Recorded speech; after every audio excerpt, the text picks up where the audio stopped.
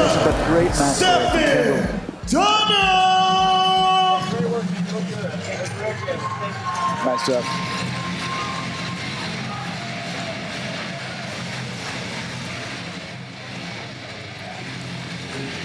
As we get towards the last couple matches before intermission, these are going to be our last two blue belt matches. No-gi matches as well. Yep, a couple of big boys. This is a no-gi ultra heavy. These are big, strong guys. Yep. I asked Steven, what's the strategy for tonight? He said, I just want to keep this big guy off me. That's all I'm going for. Well, we know his competitor, John Leonard, pretty darn well, and he's been competing more and more. He competed last week in Worlds as well. John Leonard! John is 1-0 with his Kumite record. Mentioned he might be looking for an arm triangle here tonight.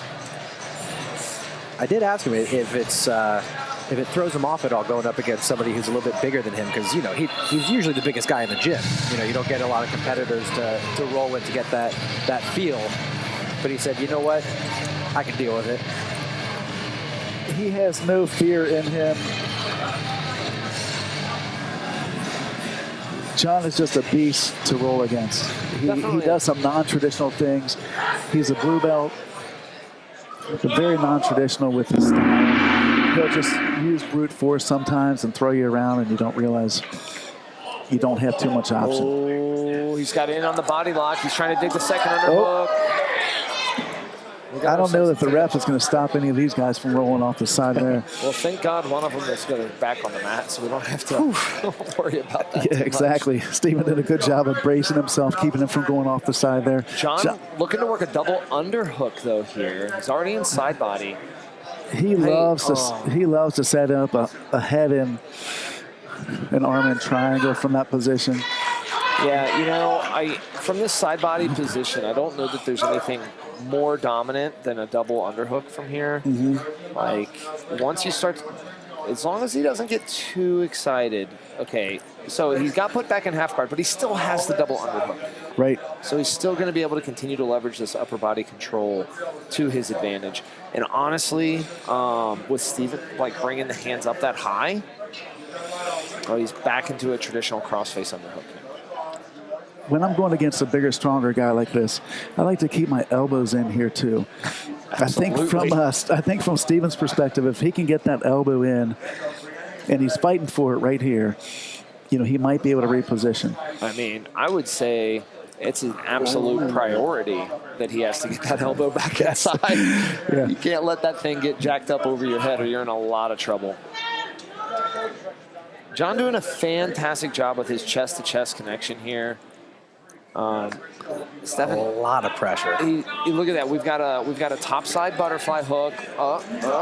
He does go for a nice escape. And he creates the scramble to get back to the feet. Great work. That was a fantastic job by Steven getting up from that position. Steven needs to fight in more. He's given up the body lock now twice, and it's mostly because of head positioning. Oh boy. Both of these guys are big, strong guys. Nice trip down. And way to utilize his space effectively to not get a reset, right? A reset's only going to negatively affect him. So to be able to take the fight to the mat in such a tight space is very sound tactical decision making. Going to reset here from a half guard position. Steven really needs to try to create space here. He cannot allow John to maintain that tight connection.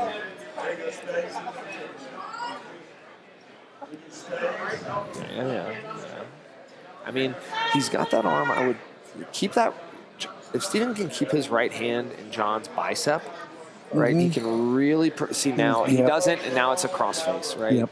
And John's so strong and tight with that. Now, Steven did a great job of positioning out and standing up last time. I mean, that took a lot of energy, though. It certainly did. So, now we're over halfway through the big boy match. How many of those he's got in the tank? John, interestingly, he's out of it now, but a second ago he was heavy hipping into his own figure four there, which great for pressure, very poor for mobility. Oh, Kimura attempt here. He's going to give up. He's going to give up now. Steven. He's going to give up now. Wow. You called it. You called it. Yep, It's an experienced man right there. Don't be surprised if you see Big John here go for a smother as well. Yeah, that elbow's coming up over the head pretty easily. Things are rapidly deteriorating for Steven. I think he's working up. It's a lot of pressure. So right here, he's doing a great job. You know, we've got a short 6-minute match here, so you don't get a lot of time to really cook your opponents. I would like, once John fatigues Steven in this position, I'd love to see him slide his knees up higher. But I understand why he's not doing it right now, because Steven is still strong, right? He's still got that dog in him. And not until he wears him out enough is he going to be able to bring that mount up higher. Yeah, you can see Steven there trying to bridge up a little bit, but John with as you mentioned, with his hips low. And Steven going with that little smother mouth just to annoy John a little bit.